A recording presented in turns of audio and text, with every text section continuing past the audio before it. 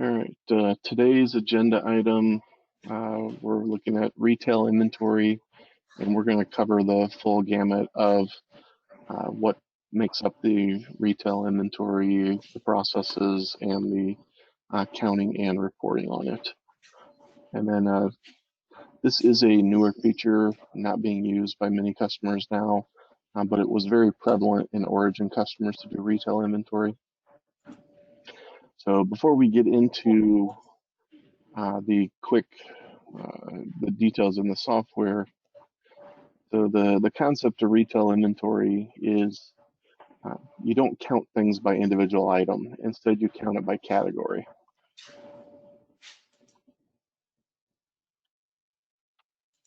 So if you're looking at images of a C-store, the inside, right, they basically would have multiple categories where they would count this, and you can see like there's some fruit right here, some produce. They would probably have a produce or miscellaneous deli prepared food category. Across the back they'd have coolers. They'd likely have a pop category. They might have a water, tea category. Might have a beer category. Right? They're going to have cigarette category. So the goal with retail inventory is to get timely margins as quickly as possible to identify any inventory shrink. So the thought is, and just use some real examples I've seen over the years, if you were to count every single item, 2,000 plus unique items here with different quantities, that's going to take you, a very long time. I've seen, 4 hours plus easily with like a team of professionals, whereas I've seen one person try and do it solo and it took them 14 hours the whole time while selling. So it wasn't a very reliable item count.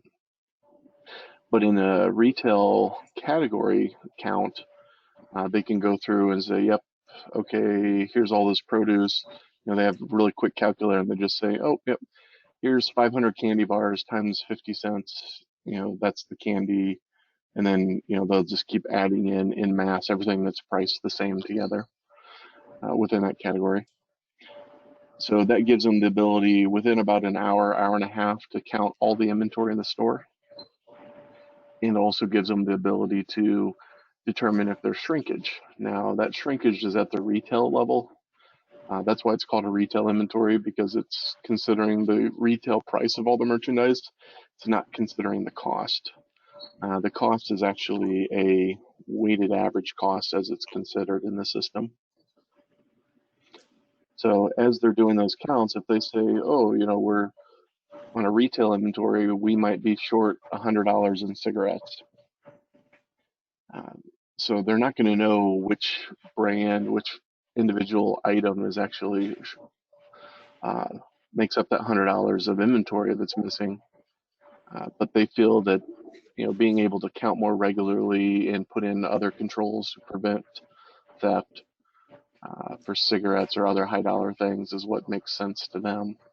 Whereas if you think about that 50-cent candy bar, if it took an extra 3 hours to count the candy bars individually, you probably spent more on labor wages than what you did in, identifying Snickers versus Kit Kats that are missing. Now, with all that said, there seems to be a trend towards more and more people want to go to item level inventory over retail inventory, but this has been the tried and true method for the industry for a very long time. So going into the software to understand what's happening with retail inventory.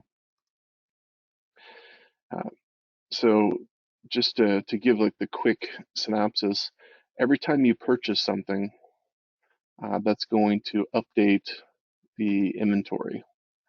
And then there's a retail inventory report. And I'm not sure this is going to have anything for me, but we'll see. Hopefully it will gain stuff as we go. Okay. So we've got, okay, it looks like it's based on a specific inventory count. So every time we count inventory in the system, we're going to be uh, maintaining this R is for retail value, and then the C is for cost value. So let me come back to this report. It's not the one that I was thinking it was. I want to go to inventory valuation, and then there's a retail valuation tab.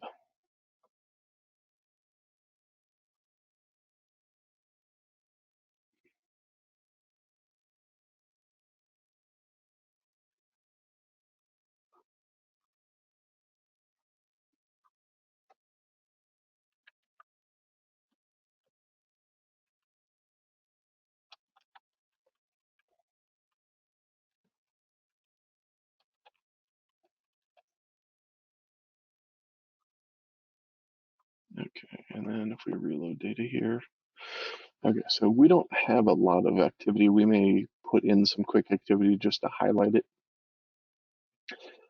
But you'll notice on this inventory valuation and retail report here, its purpose is to summarize all the retail activity. So let's assume you built a brand new store from scratch. I had no beginning inventory. So the first thing you do is you'd purchase in a bunch of inventory from your vendor. So here we can see where we brought in $301.32 worth of purchases. And then anytime we have sales, the checkout, those are going to go through and update the sales amount. And then we also have concepts for markup, markdowns, and write-offs. So write-offs is the easy one. That is any inventory shrinkage that's identified at the time of account. But the markup, markdown is a unique concept that when they're doing retail inventory, it's very common that they're going to purchase things uh, on at full price and bring in an inventory, but then sell it and reduce it at a reduced price. So a good example of that is items that are on sale. Let's say we see 20 ounce is on sale all the time. Excuse me, where they have a pricing option where if you buy one, you get it for $2. But if you buy two of them, you get it for two for $3. So let me do this here to, I guess, build the examples,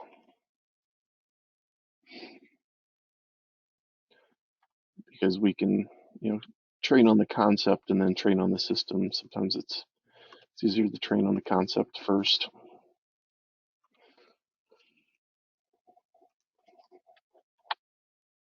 Right, so we got beginning inventory, or we'll just do retail inventory.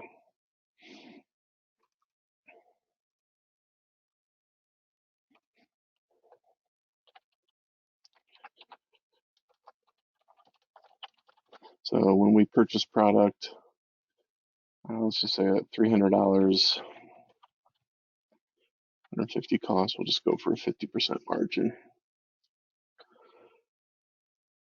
And just to make it simple, right,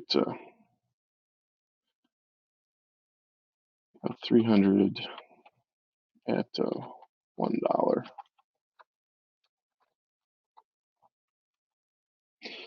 So we purchased all this inventory at a $1 retail. And then, right, so basically we're going to put in purchase inventory. So that's going to increase our running inventory, right? So then, the next thing is we're going to sell 10 units, right, at $1. So this is going to be, a minus $10 here, and then a minus $5 here, because the cost is at that 50% margin. But then if we sell another 10 units on sale for 90 cents, right? So then what's going to happen is we're going to subtract this by $9. And then this is going to be still subtracted, or we still think it's the same margin, so this is going to be minus, or the same cost, so -5 there. So what we have here is if you took inventory right this moment and said, oh, go count up those 10 units, those 20 units sold, there should be 280 other dollar.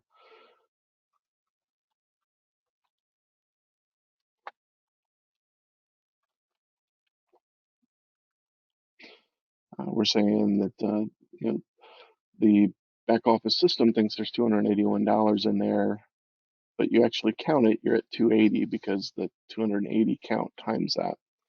So what happens when you sell a product at lower than its at a sell price is we do markup markdowns. So this is going to be a markdown of 0.10 cents.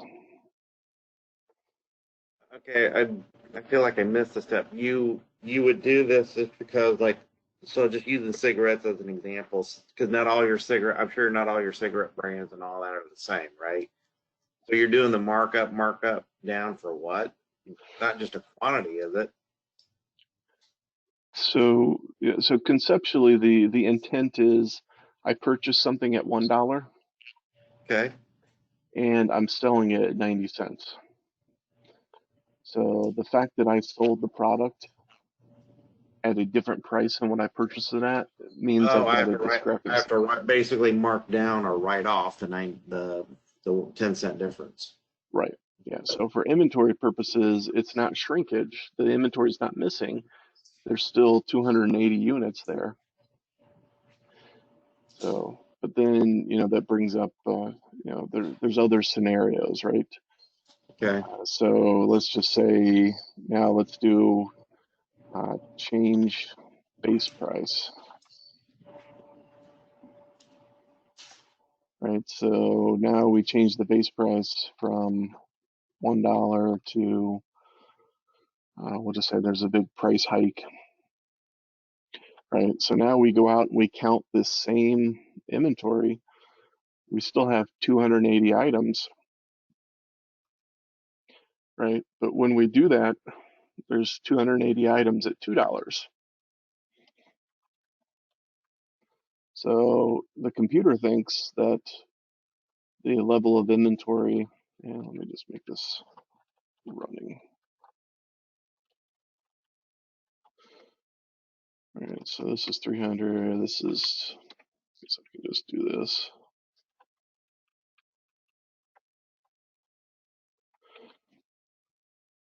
Right, so at this point, the system still thinks there's $280 worth of retail. So whenever we change the price, we have to also update the inventory. So we're going to do a markup here because we're changing the value of the inventory. So that's going to be the 280 quantity times the difference.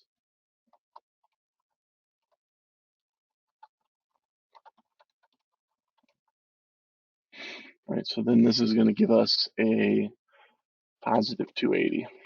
Right, so then if I do the same formula here, now we're coming down to this. So the concept is there's this scenario we can automate. This scenario is a manual entry whenever there's base price changes made in the system. And the intent here is, since we're doing everything at retail, at the retail price, we have to be sensitive to when the retail price changes. Whereas in an item level inventory, we care about cost and we care about units. In a retail inventory standpoint, um, we're focusing on anything that's going to change the retail price because otherwise that's going to look like shrinkage. So if I go out there and I took an inventory count and, I'm a third party who comes in to help count the store and all I see is that the price is $2, I don't know that it just changed. So I know that I'm going to return $560 on this one. So the concept of markup and markdowns, automated markup and markdowns, and just normal purchase and sales. Uh, all of those concepts come together.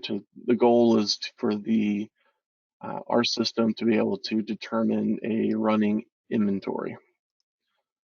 So if we go back to the report, you'll notice these same columns, concepts, they're all showing up on this one, on this inventory retail valuation report.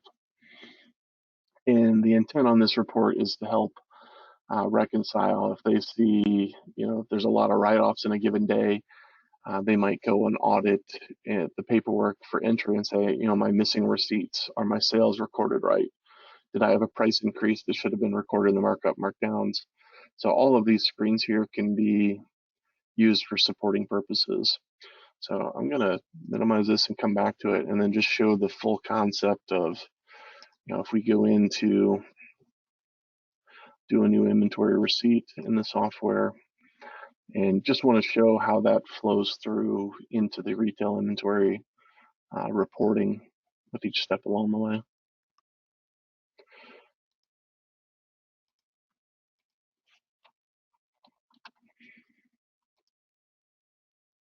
All right, we'll let this go in the store 101.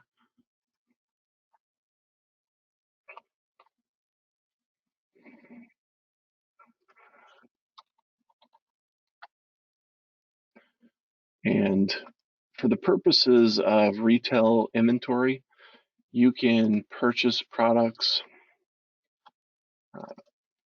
You can purchase those products either by individual item or you can do it in aggregate. And this should have been the 50 cents. Right. And then the unit retail there, 219. So we'll leave that alone. Okay. So then in this example, when we save it and post it,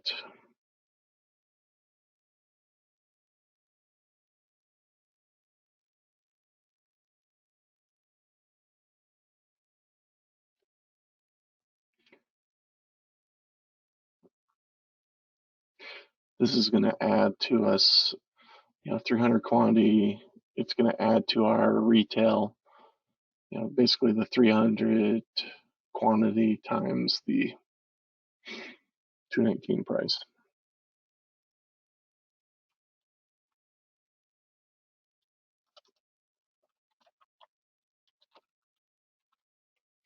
All right, so we should have an extra 657 of retail purchases now for this day. So I'm going to back out to inventory receipts and so this report has to be calculated and loaded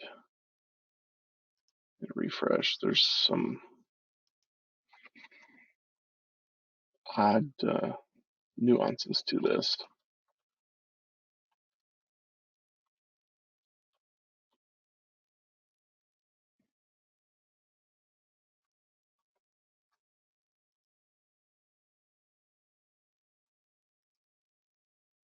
Or maybe it's not working.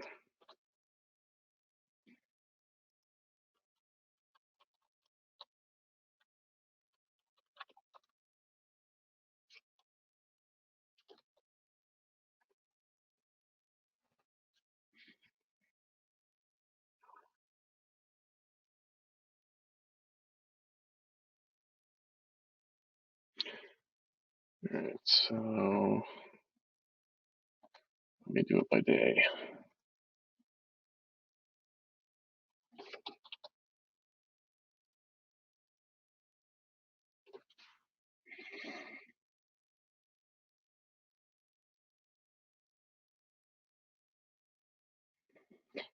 All right, so as we're doing it by day, there should be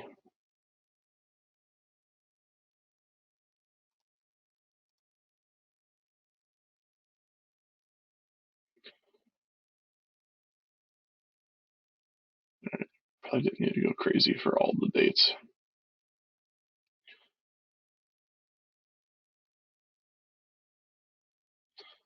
There's my 8/7 date that I just posted information into. I don't see any activity.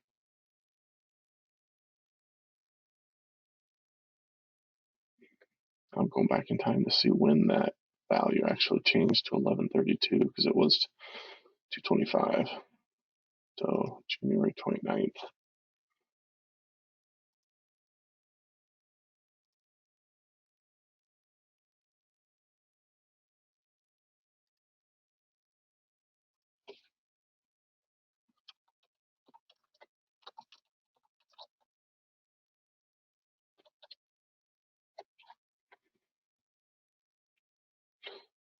So we do have a inventory receipt on January 29th.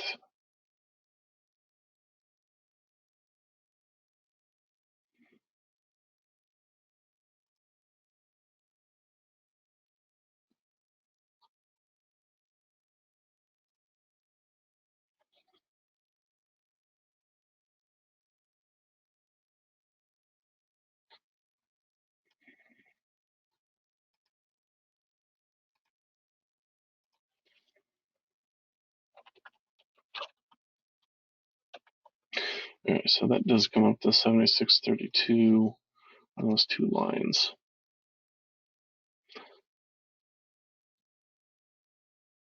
So the only thing that I can think of is that that new receipt I put in is going to a different category that may not be set for retail. So let me go back to the other receipt I put in. This is where having extra data in here may not happen. We've actually had two locations set up in the system. So if I go into this item, I just want to check if the item and the category are set up.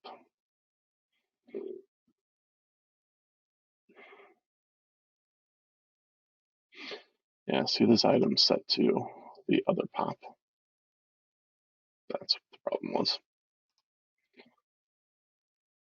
All right, well, I can fix that easily by, so just to, if the item is set up for retail valuation, it's going to have a checkbox here to show up on that report. Otherwise, it won't show up on the report. So we have two sets of data. One store is set up for item level inventory, and the other store is set up for retail inventory. And this is going to the one that's not. So that's really misleading there. So I'm going to unpost this, and I'm going to put it back to one of those Mountain Dews.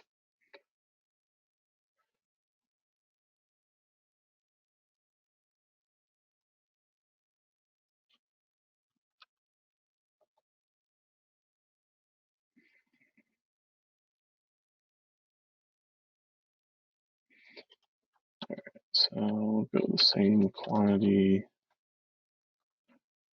and then I'm just going to change the retail here to $2, so you know it'll match.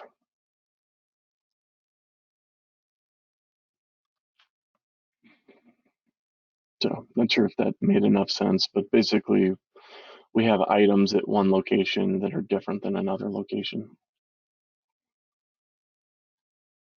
tying to two different sets of categories. So that's not going to be very common for anybody to ever do. Okay, so we've got that posted now. If we go back to our inventory evaluations, and we're going to turn that off.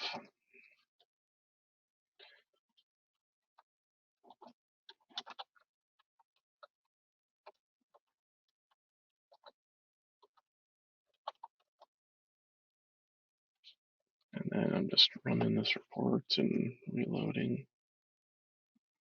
All right, so we started with a specific beginning retail, and then we had added 300 quantity at $2 retail.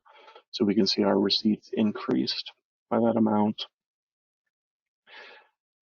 For this purpose, I'm not going to go through a full checkout. I'm just going to put in a sales receipt for that same item.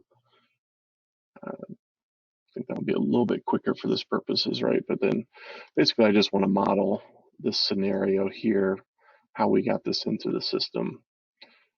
So I'm going to sell 10 of them, except for I was at $2, wasn't I? So, all right, so if we go into just a quick sales invoice, typically everybody's going to be recording sales through a checkout. So, but then the checkout posts and creates a sales invoice. So now that I say that, I realize I'm just trying to do a shortcut to make the video better, and that's making the video worse. So, change my mind. I'm going back to the checkout. We should do all training and videos and recordings just like the users would do it. So and this retail inventory concept, it's unique. I've only ever seen convenience stores do it. So we're unlikely to run into this situation for other customers or other industries, lines of business other than C-store. So since I'm doing all this training, testing here in the store module, I'm going to pick store 101. I need this to be an August date. And it's going to be manual, that's fine.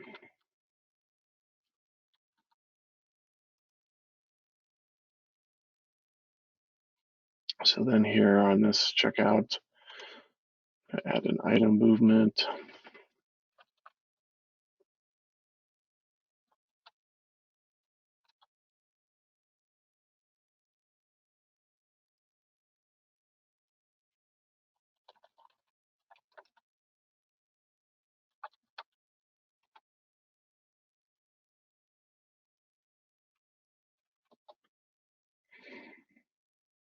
There, we'll just go for this Mountain Dew again.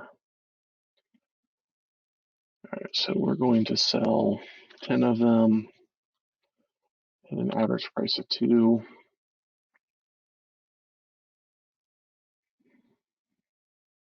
And then we also need to update the department totals with that $20 worth of sales.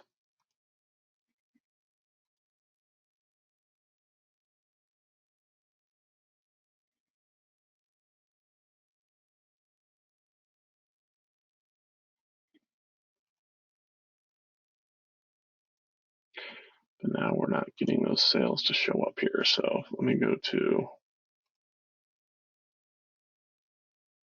back to that category.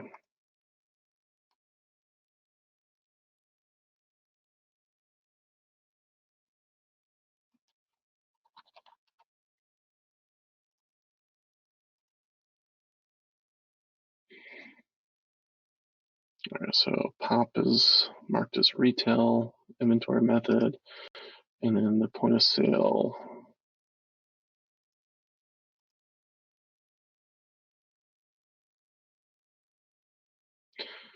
it does have a register, but there's no general item. So I wonder if that's why it's not.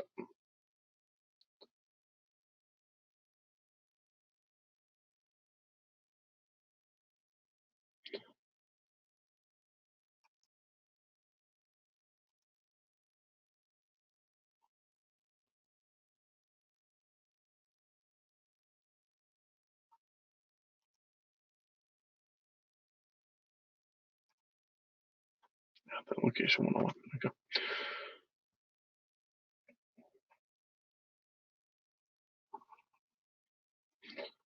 So if you make any changes to a department, this is getting into setup that would be more of a future. You really just got to restart that record. It's not going to be smart enough to go pick up and figure out that there's data that needs to be updated.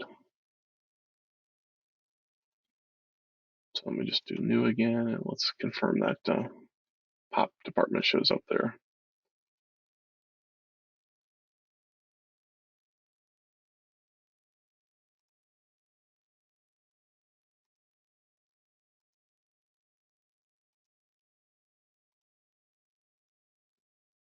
All right, now we got pop up there. Perfect. Yeah, so it required an item to be able to show up there for that department. Usually that's going to be our miscellaneous sales item. But for the sake of just being able to continue with this,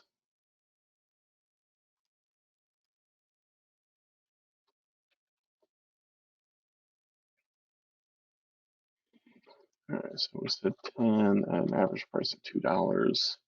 And then on the department totals, we're going to have total sales here of 20. And we're going to make no overshort today. We're just going to deposit those $20. So a very simple checkout. We're going to send this to the office and then should be able to post this.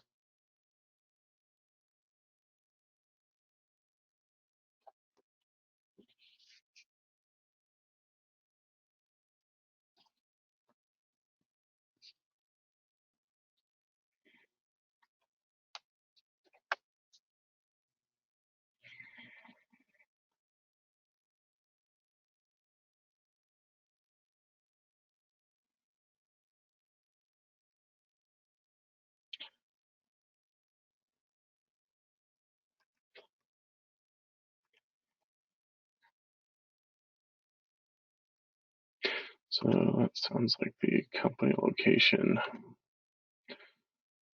error messages.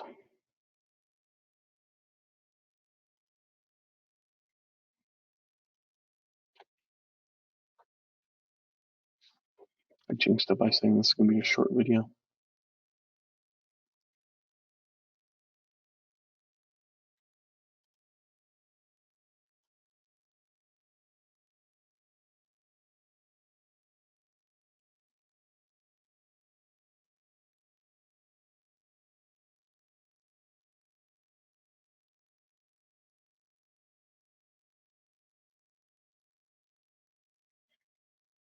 It's only showing on deposited funds.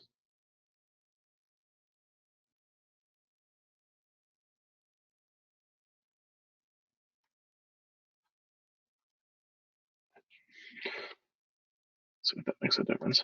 Probably not.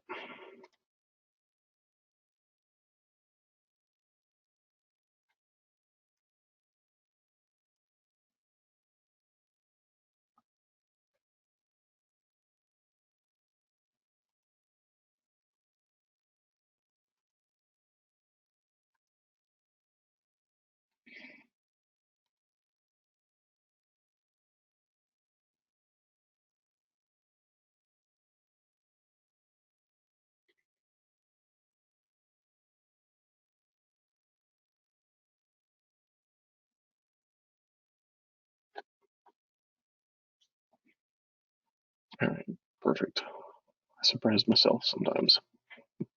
So that error was saying on the AR sales side, like if you go to the invoice we just created,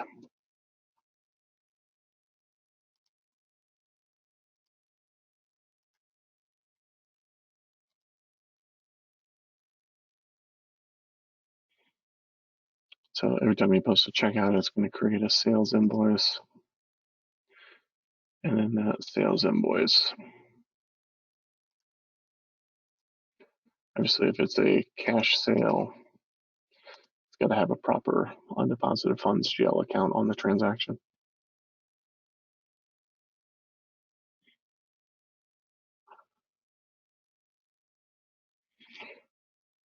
And that's right, we don't have the post history here, but this would have a GL entry to sales, and then the rest would go to the undeposited funds for a cash transaction. So now if we go back to our inventory valuation, go to our retail valuation report.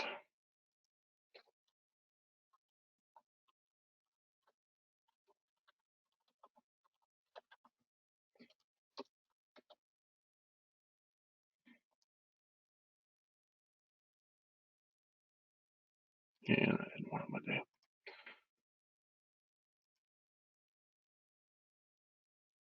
All right. So we can see here, now we got those additional $20 of retail sales in here. So the math is just going across, right? The beginning retail inventory plus what we received for $600 minus what we sold. So then we've still got this ending calculated. And the system is determining a average margin for those purchases. So we put in like a 75% margin on this receipt, so that bumped it up quite a bit. So based on that, we're always using that weighted margin of the weighted average margin of the purchases to determine and calculate the cost.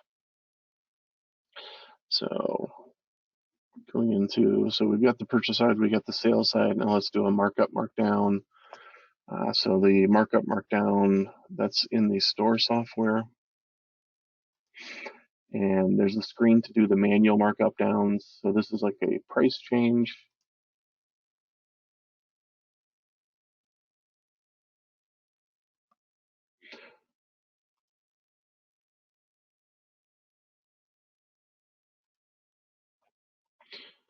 And so we're gonna need a date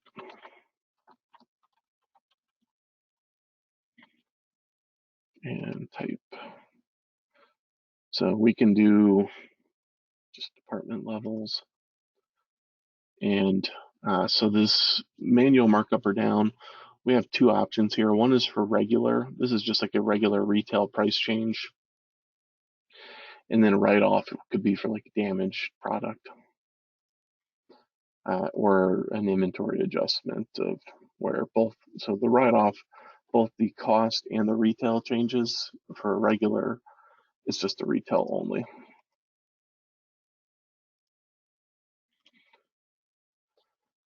So we can put here, we're just putting in, our second example on there is, right, we had basically a repricing of everything from $1 to $2. So let's go do it the other way and mark everything down to $1. So this is going to be a $100 retail adjustment, but we're actually marking it down.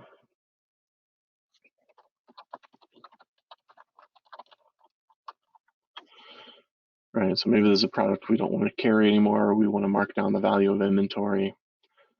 So we can save this entry and post that. So when this is posted, this is going to create an inventory entry on the inventory side of things. So this should be considered now in our retail inventory report.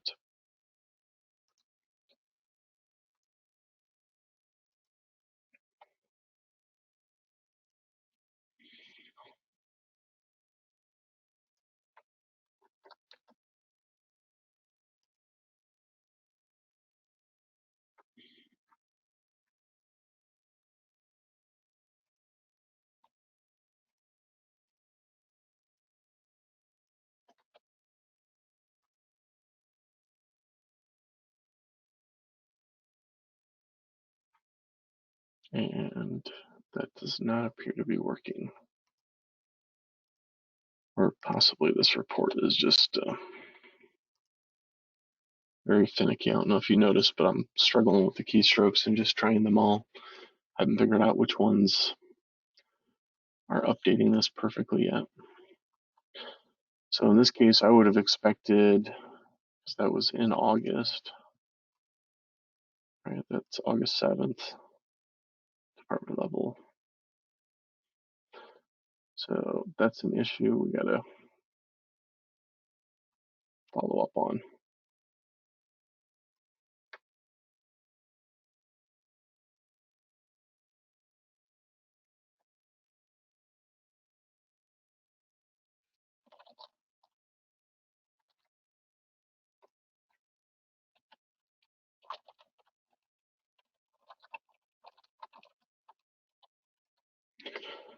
All right, so for the fun of it, I'm going to create another one by item and just see if it's just a fluke.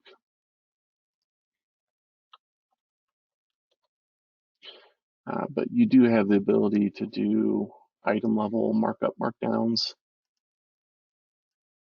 So, and the difference here is whether you're picking a department category or if you're picking a specific item. So we'll keep working with this same item here. And this time we're going to say 280 of them at minus $1.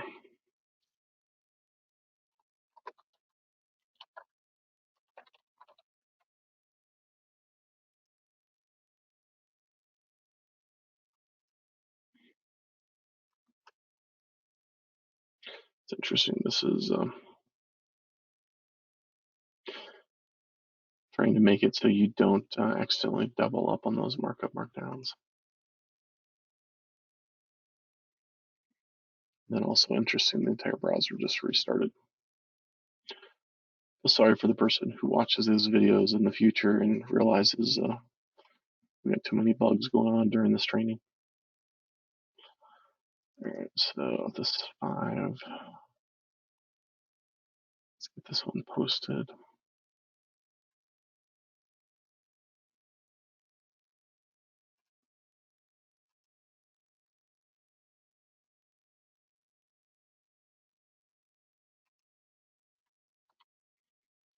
So it looks like item level is not posting either.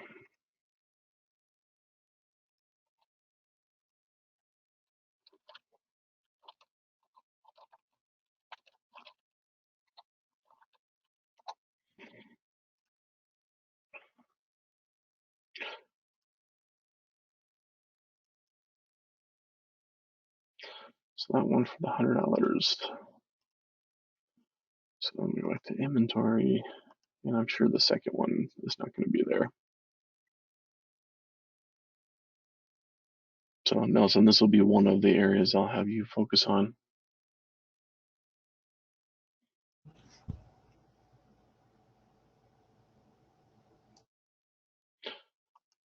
why that markup markdown is not able to be posted by item level inventory.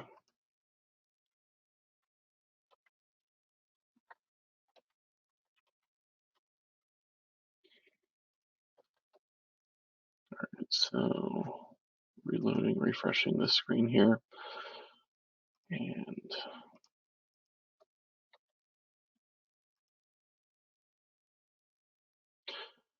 so that was the other part here, that manual markdown we did was missing. So I'll just grab a quick snapshot of this, but there is one other process to this, and that is, sorry, I take that back. There's 2 processes. The markdown that we were doing, there's also the ability to have markdowns on the store checkout that calculate automatically when we import the item movements. So what that means is, and it goes back to this base scenario, right? If an item was on sale for 90 cents but was in the price book as $1, we're going to identify that 10-cent difference and make this automated markup down when we're importing the checkout from the register. So I'm going to pull one of these good ones with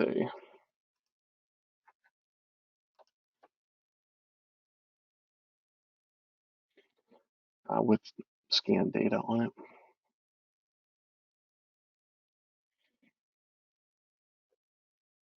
So typically this price difference that we're going to see here, whenever this average price here does not match to the price for that item in the price book, then it's going to make a markup or down based on that difference. So you see there's an actual markup markdown tab in this report here, and no, I don't have the lasses up on the screen. I said lasses should have values in here, just because we were processing things against an older price book. So this example here should be identifying, and listing out every item in UPC where there is a quantity difference. There is a setting in the software if you want this to be done. And my guess is that in May of 2019, either the setting wasn't checked or was wrong. So I'm going to pop into the store settings because if somebody's on item level inventory, they would not need this attribute to be checked.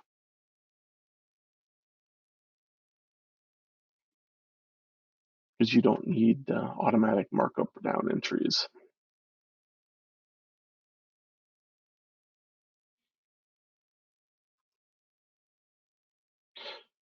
So the allow register markup markdown, this has got an option here for uh, automatically creating them anytime there's item price differences, or potentially you can just use the department discount.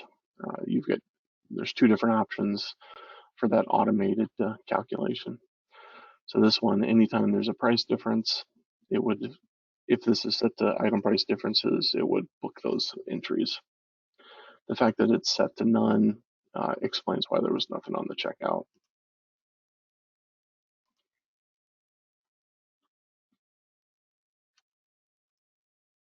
And let me check the store if store 101 was set differently.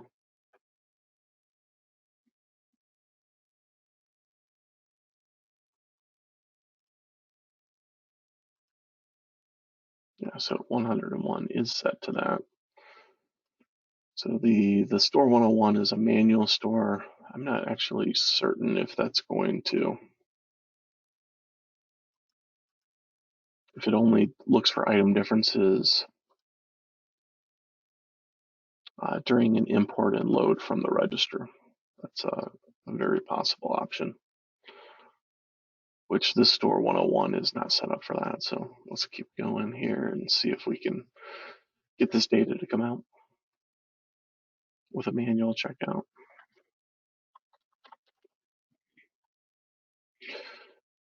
So if we go to item movements,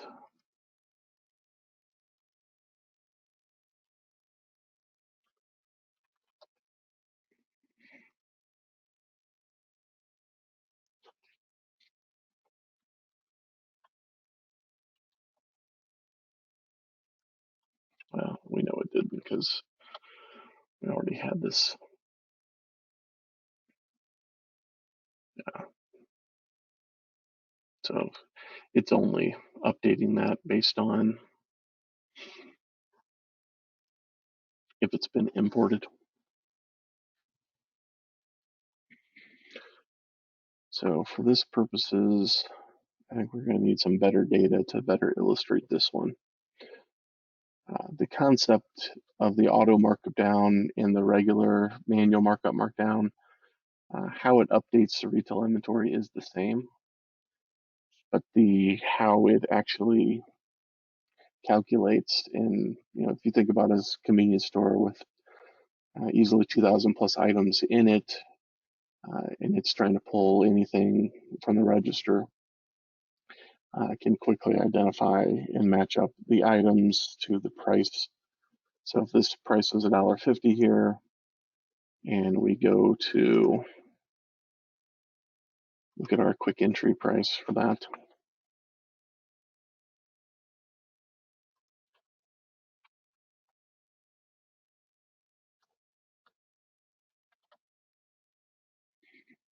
And you can see the price is $1.59.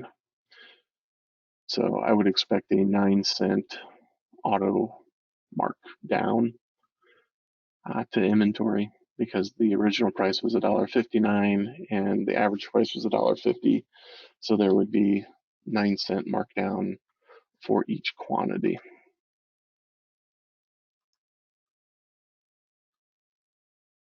So the item movement here at $1.59.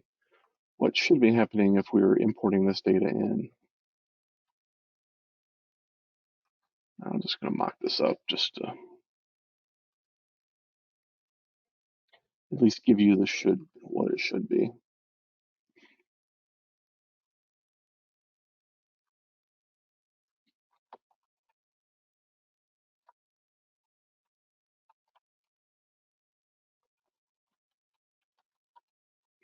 All right, so let's say we had 10 items here, and then this would be the adjustment of the 0.09 for 90 cents. And basically that's what I'm expecting. The system would automatically calculate the difference of 9 cents times that quantity of sales for the day for the total of a 90-cent markdown. So, and then when this checkout's posted, those markup downs should be posted, and then that should again flow back into this inventory valuation here. And that would show up in this automatic markup markdown. So the last piece of the puzzle is in the inventory. There is the option to count by category. That's the retail category. This is a special inventory count screen only for retail inventory. So we're going to pick our location, our count day. I might as well go with 8/7.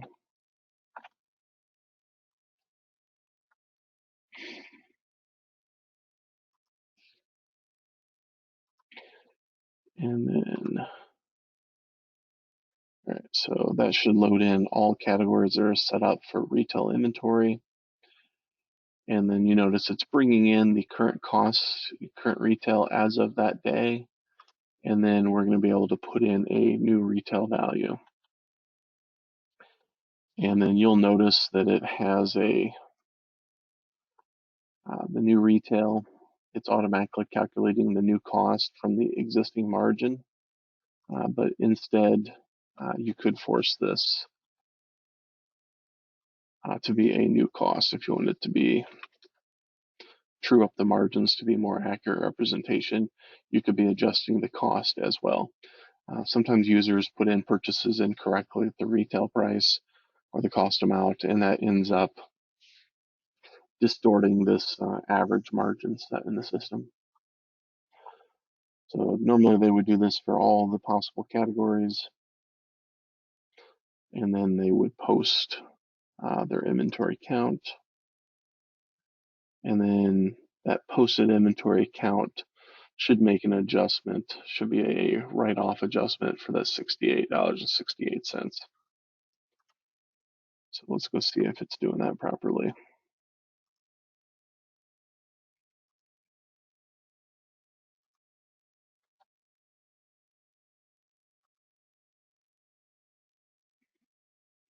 All right, it's mostly properly.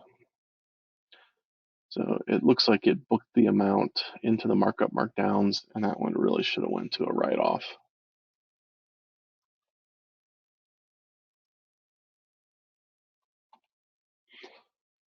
But now we're seeing something in the write-off, so I'm feeling positive about that part.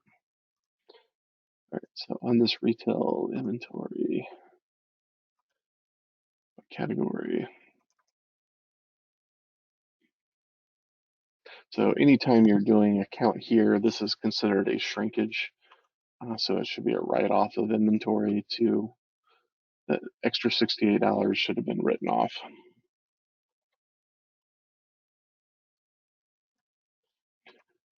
All right. Instead, it linked it in with the regular retail inventory. So from here, there is a retail inventory historical report. So if I counted this on 8/7, and likely need to relabel this report because this report is just a recap of the inventory count that was taken during that time frame.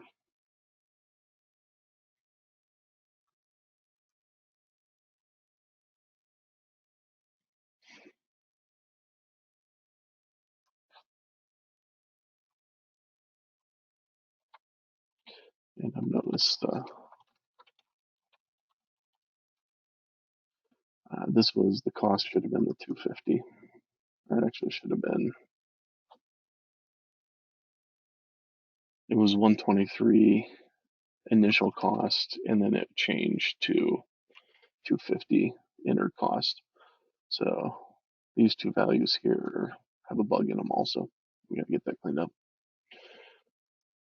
So I guess this training was more of a bug identification training than it was a perfect flawless training. And this is something the inventory team worked on brand new for 19.2. And unfortunately, it has not been proven with any customers. Lassus is going to need this, so it's good that we're uncovering this stuff in our internal training before we see Lassus seeing this. So, and by the way, the retail inventory, it's a hybrid of C-store module and inventory module. So the inventory module does all the inventory evaluations and adjustments, and C-store is passing us some of that data. So like on the store menu where somebody might be doing a markup markdown here, that's C-stores and inventory are both have code involved where store is passing on the data entry to the inventory module, and the inventory module should be capturing it and reporting on it, as well as making the adjustments. And then from here, we've still got this inventory evaluation report options here. So this is meant to be more of a historical retell of what's happening in the system. So the option to run it by day, this gives us the ability to see, C-stores are selling something every single day. So they're going to be able to pinpoint on what day did activity happen, that caused the value to get out of whack. So, we can see we purchased a bunch in today, and then had some sales and had some retail count adjustments. And, from there, if we put in activity on the next couple of days, this would continue to be just a running balance. The ending day retail of August 8th becomes the beginning for the 9th and so forth. Any questions on retail inventory?